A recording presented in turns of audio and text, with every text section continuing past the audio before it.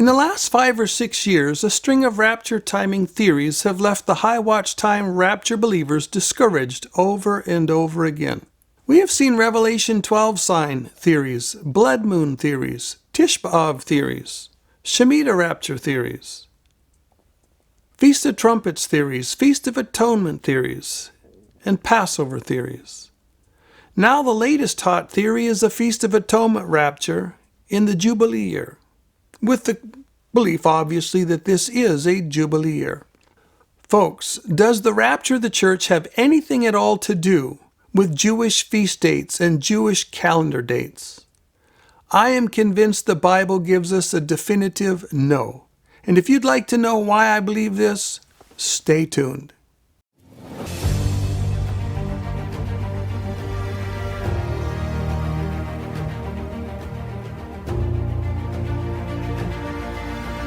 Hi there, I'm Lee Brainerd. Welcome to Soothkeep and another edition of Prophecy in the Crucible. My mission is truth, truth at any cost, truth above every other consideration.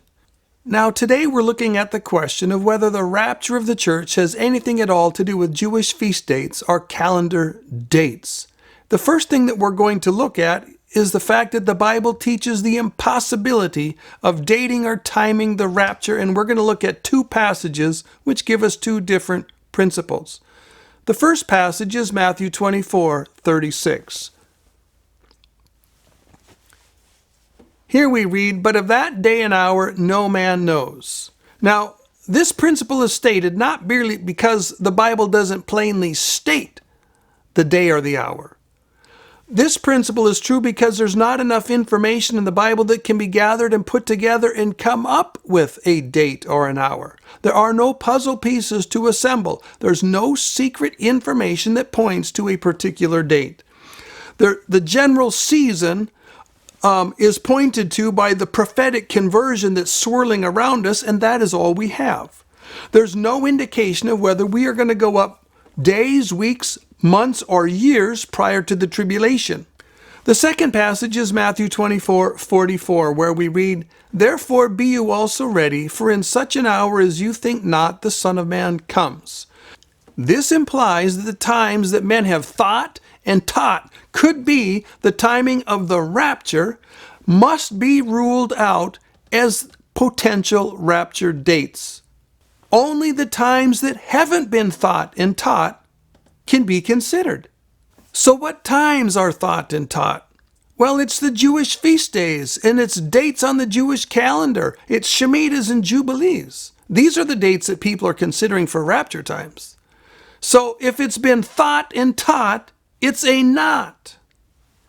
Well, what do we have left then? We have random days in our calendar year that have no pattern, no historical precedence, and they're not related to anything on the Jewish calendar or the Jewish feasts.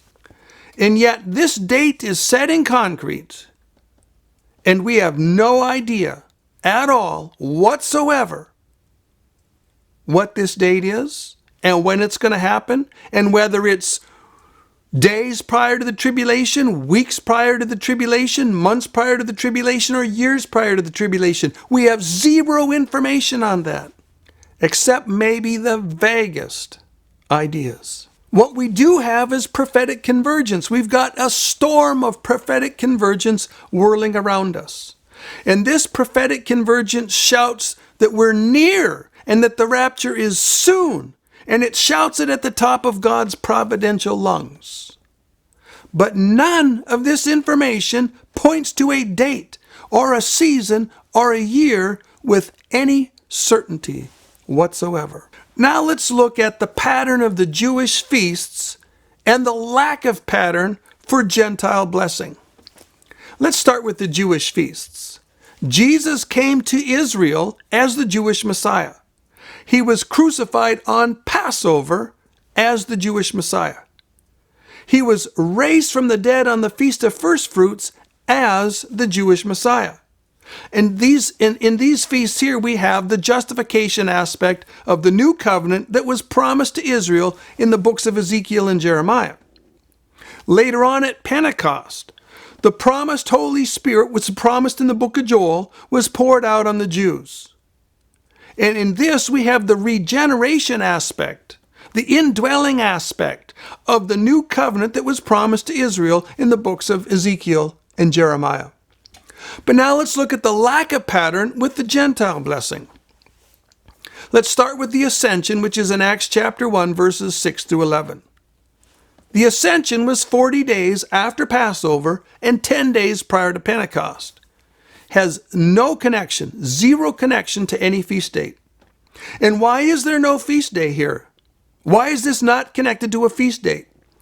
Because this is part of Jesus' work with the church. It's not his work as the Messiah of Israel. He's going to heaven to be the head of the heavenly people, the church. At that moment, the church was only a promise. It wasn't theologically revealed and developed. Well, let's look at the reception of the Spirit in Acts chapter 8 and Acts chapter 10. If you'll notice in Acts chapter 8, the Samaritans were added shortly after Pentecost, and the Gentiles were added later in chapter 10. There's no connection here with any Jewish feast date.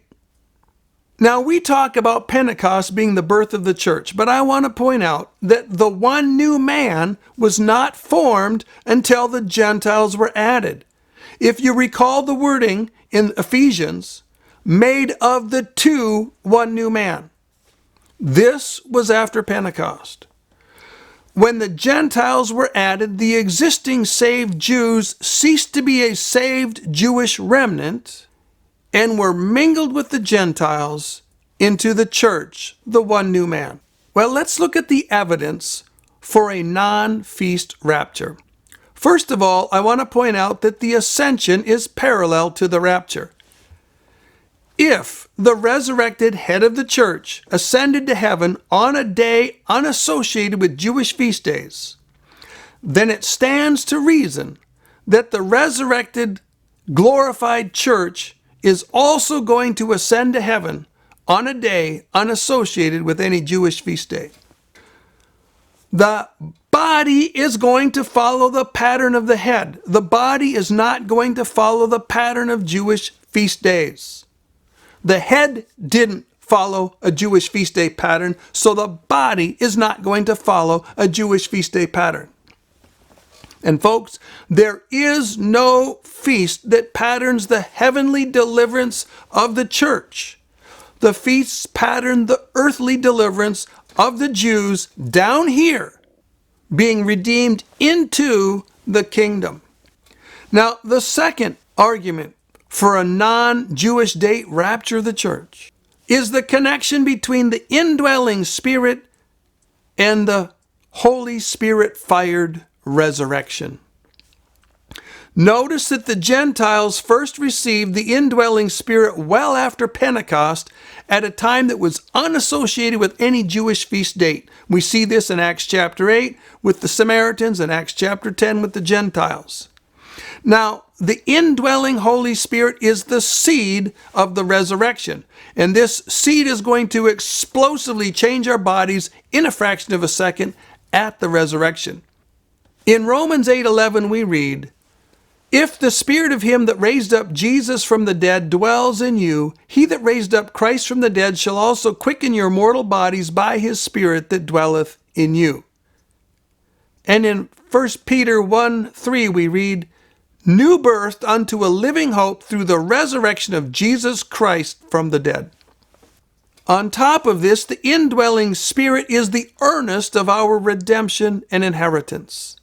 In Ephesians 1:13 and 14 we read, "When you believed, you were sealed with the Holy Spirit of promise, which is the earnest of our inheritance, until the redemption of the purchased possession." We'll see a similar thought in 2 Corinthians 1:22. Now, if the Gentiles first partook of the indwelling Spirit on a day that was not associated with the Jewish feast day, receiving the seed of the resurrection and the earnest of their redemption, then it stands to reason that the church will receive the Holy Spirit-fired resurrection and the fullness of redemption on a day not associated with the Jewish feast day. So there you have it. Now you have the rapture timing secret. The secret is that you can't tell the time of the rapture. The rapture is not associated with any Jewish feast day or Jewish calendar day or Shemitah or Jubilee or any other such like thing. You can't pinpoint the date of the rapture. You can't determine for certain the week or the month or the year. And there are no high watch times. That is wasted time and energy.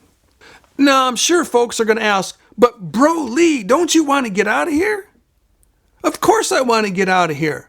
But embracing hot rapture theories and talking about high watch times isn't going to get us out of here any faster at all. Not whatsoever. Now, some of you have stepped up to the plate and struck out 5 or 10 times with your high watch hopes. Do you think that maybe you might need to change your approach to the game? This is the simplicity and the glory of the simple imminence doctrine based on convergence. And simple imminence is simply trusting that before the swirling vortex of prophetic convergence around us turns into the tribulation proper, we will be out of here. Eyes wide open, brain engaged, heart on fire. We'll see you next time.